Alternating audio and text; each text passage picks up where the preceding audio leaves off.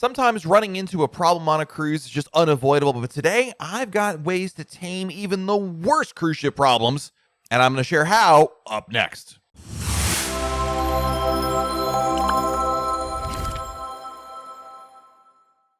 Hey everyone, it's Matt from RoyalCaribbeanBlog.com. Issues can pop up in any aspect of travel, and the difference between a temporary blip and a major problem can sometimes be measured in how quickly and how prepared you are to handle it. Overall, the cruise experience goes pretty smoothly for most people, but knowing what to do if you run into one of these issues can really mitigate the fallout. The quicker you can handle it, the less of an issue it'll be, and less likely it'll really, quote unquote, ruin your cruise, so to speak. So today, I wanted to share some of the smart answers, some real life scenarios I think some people run into, and what to do if they happen to you. Let's start with number one. This is a biggie even right now, and that is being unaware of required protocols and tests. And if you go through enough message board posts and comments here on YouTube, inevitably you're going to find somebody whose comments that they're surprised by a requirement of protocol, or that even they were denied entry about it. It's really easy to avoid being one of these people, though, with just a little bit of effort. First of all, it's always a good idea to book a cruise with a good travel agent, because not only can they save you money and time, all that, I've talked about that many, many times, but travel agents do much more than simply take that information. They are given regular updates by Royal Caribbean about important changes, especially related to protocols, and they can convey them, especially the most critical information that you need to know, especially when policies change. And let's face it, policies are changing all the time. In addition, you can always review Royal Caribbean's health policies online via Royal Caribbean's website. You really want to bookmark their health protocols page because it really does change fairly often, and it's a good idea to check it up, in the weeks leading up to your cruise. If you run into a question or a concern, my best recommendation is reaching out to Royal Caribbean via their Twitter or Facebook pages. They respond pretty quickly without the hassle of waiting on hold if you were to call them, or the unknown factor of sending an email, whether or not someone got it or will respond to it. Many of you know how much I emphasize being an informed consumer. Ignorance is not an excuse. So the key is to make sure that you're aware of these protocols and not just look at them when you book your cruise, but keep up with them. And like I said, in those weeks leading up to the cruise, check it out. All right, let's talk about some things that can happen on board. And that is, how about your luggage gets lost? When you arrive at the cruise terminal, you can drop off your bags to have porters put them on the ship to be delivered to your room. It's a great service and I love it. I use it every single time. But in some rare scenarios, the luggage that you give to be delivered doesn't actually show up in front of your room. Now, you need to give them a little bit of time. It's not necessarily just because you see a bag out in the hallway, it means that your bag is automatically lost. Sometimes it can take a little bit of time to go. But the first thing you should do if you think maybe your bag is missing or seems to be taking longer than usual, or maybe one bag is missing out of your bunch, is to maybe take a quick walk down your hallway on your deck. The most common scenario that I've run into is your bags got placed in the wrong staging area to be delivered, so take a walk down the hallway and even on the other side of the deck to see if you can spot them. Another common issue is your bags were not delivered because there was something inside flagged by security. Clothing irons, alcohol, scissors, and a host of other prohibited items can get your bag withheld. Usually what happens is security leaves a message on your stateroom phone to collect the bags, but you can always go on your own down to the security desk on deck 2 to see which bags are there and claim your bag.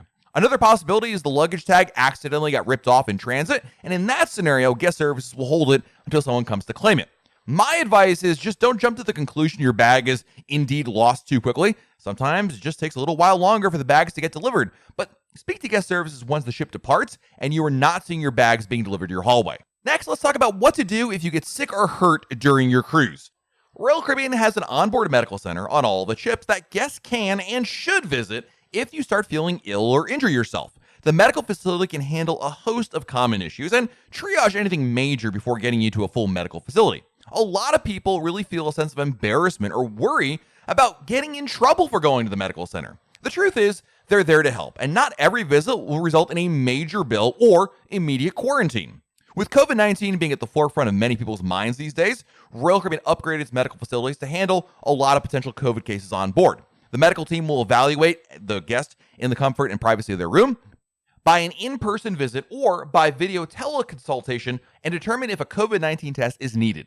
The ship's onboard medical facilities can offer a rapid PCR test and results on-site, state-of-the-art equipment and enhancements like hospital-grade ventilators with CPAP and BiPAP capabilities, a dedicated controller care center where infectious guests can, or crew members for that matter, can be cared for away from general medical areas, and more critical care beds on each ship. You should be aware that the medical facility does not take any insurance, so you're going to have to pay out of pocket for their services and then reimburse yourself with your insurance provider. Travel insurance can often cover most of these services, but of course, check your coverages before assuming anything. Next, the catch-all for special needs. If at all possible, what you want to do is submit any needs that you may have, special needs that is, before your cruise via the Royal Caribbean Special Needs form.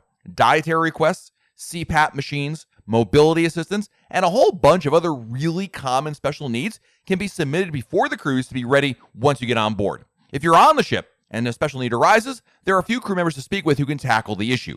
For dietary requests, all you have to do is speak to the head waiter in the section of your dining room. Guest services is also another option for coordinating concerns you might have. But your best bet is to always take care of it before your cruise, and that Royal Caribbean Special Needs form is always a good idea. What should you do if you run into a problem on a shore excursion? If you run into an issue during your shore excursion, your best bet is to talk to your tour guide as soon as possible so they can do their best to address it, nip it in the bud, so to speak. If your tour is sold to Royal Caribbean, once you get back to the ship, be sure to let the shore excursion desk know about the issue so they can address your concern. The key here is don't wait until you're home off the ship to identify the problem, because these kind of issues are best handled while on board the ship. It is much easier in your case to get it taken care of while you're on board than when at home, so don't wait for that. Similarly, let's talk about billing problems, because that can be a common concern as well. I can't stress enough the importance of dealing with any issues with your bill while you're still on board the ship. Waiting until you get home makes the process of disputing any charges much more of a hassle than it has to be. You can always track any of the charges you make via the Royal Caribbean app, which appears in near real time once the transaction is complete. Alternatively, you can always go to guest services and ask for a printout of a copy of your bill at any time. If you do run into an issue or there's something on there that doesn't look right, what you want to do is go to guest services while you're still on board to discuss any billing questions you might have. If you're staying in a suite, definitely talk to the suite concierge instead of guest services. And of course, if you're in a star class room, well, then definitely talk to your genie about those kinds of things. Don't wait to the last day of the cruise, or even worse, the last morning of the cruise, to look at billing issues. Keep on top of it, track it every now and then, and my advice is actually daily to take a look at it, see what's there, just make sure everything looks right, and if you have any questions, don't be afraid to speak up. What you want to avoid is waiting until you get home and then see the bill, and then try to figure out what's going on. No matter what problem you run into, any issue you have, speak up about it. Sending an email after your cruise, posting on the Royal Caribbean blog message boards your complaint is not going to really do a whole lot. And it's way easier and better for you to get the resolution if you talk to somebody on board. All too often, I see people who want to either suck it up or they want to deal with it when they get home, thinking maybe this is like one of the scenarios where it's easier to talk to management rather than the people on board the ship. But it's actually the opposite of that. So take care of any issues you might have when you're on board the ship. Hope you found this video helpful. If you did, hit the like button, subscribe to our channel, and turn on your notifications. That way, YouTube lets you know we have a brand new video to share. This has been Matt from RoyalCaribbeanBlog.com, and we'll talk again real soon.